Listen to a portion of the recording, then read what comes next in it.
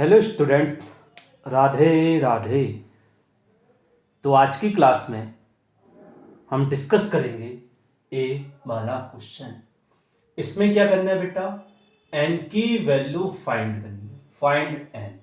और कंडीशन क्या गिवन है, if the ratio of the fifth term from the beginning and the fifth term from the end in the expansion of this is under root 6 ratio 1। तो देखिए कैसे solve करना है। सबसे पहले बताइए इसमें नंबर ऑफ टर्म्स कितने होते हैं।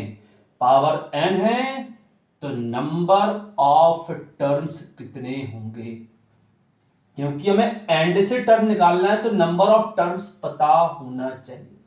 तो जो पावर है उसमें 1 ऐड कर देते, ठीक है ना बेटा। अब वो कह रहा fifth term from the beginning, पहले हम T5 निकाल लेते। T5 कहां से, from beginning, from the beginning. तो कैसे निकालते हैं बेटा, कैसे निकालते हैं। T5 को क्या लिख देंगे, T5 को लिख देंगे T4 प्लस 1, ठीक है बेटा, T4 प्लस 1। अब अभी क्या करेंगे, अब फॉर्मूले के अकॉर्डिंग T4 प्लस 1 को क्या लिखते हैं, पावर कितना है n, तो यह आ जाएगा NC4। क्लियर बेटा, क्लियर। अब इसका मतलब क्या होता है, इसका मतलब होता है 2 का पावर 1/4। तो यहां लिख देंगे 2 का पावर 1/4 का होल पावर, इसके ऊपर पहले वाले टर्म के ऊपर पावर क्या आता है, इन दोनों का डिफरेंस, तो n-4 इंटू। क्लियर बेटा।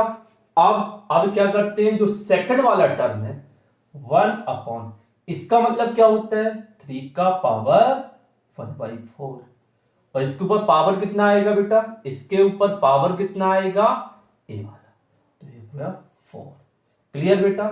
तो इसे क्या लिख सकते हैं, NC4 2 का पावर कितना बन जाएगा, 2 का पावर आ जाएगा n-4/4 इंटू ए कितना हो जाएगा बेटा, ये कितना हो जाएगा 1/3।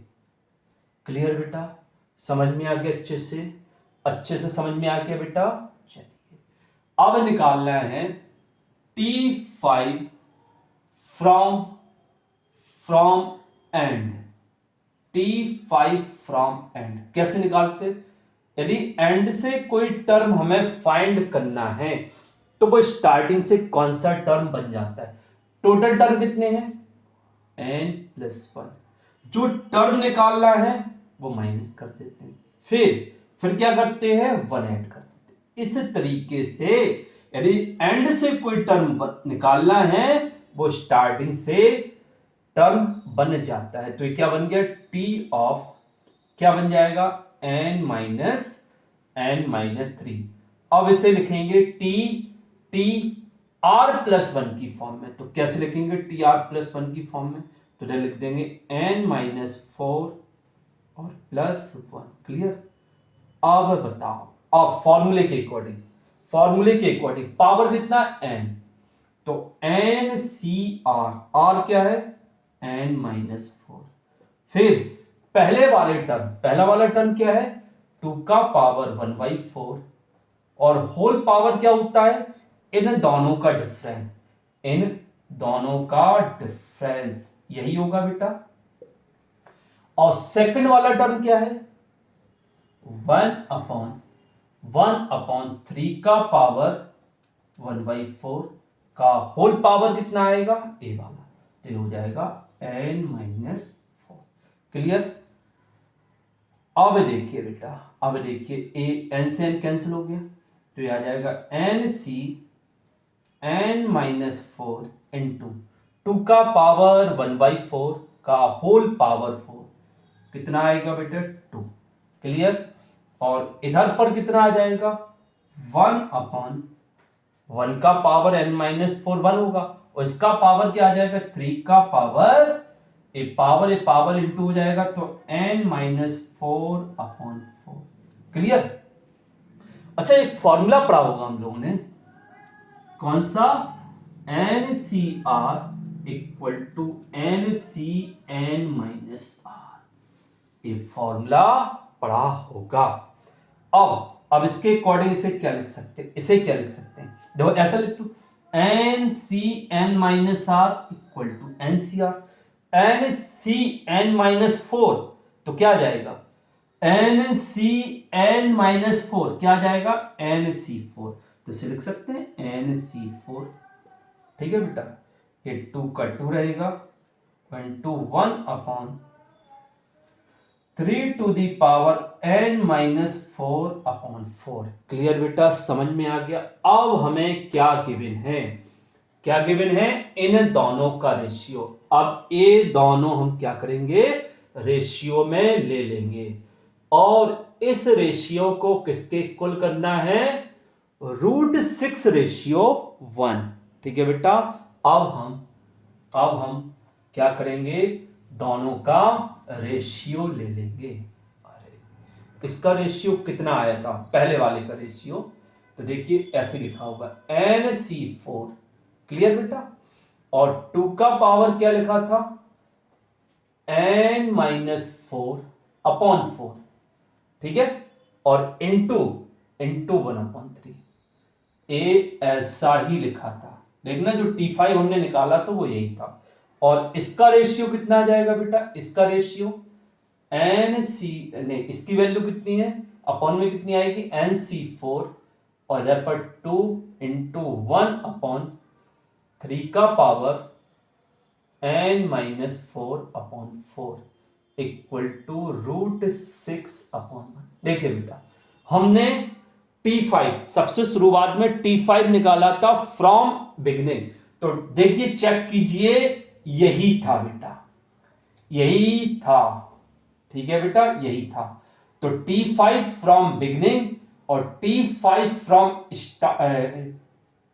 एंड, और इसका रेशियो कितना है, √6/1, तो रेशियो ले लिया, इससे ए कैंसिल हो गया। क्लियर बेटा, समझ में आ गया, अच्छे से समझ में आ गया।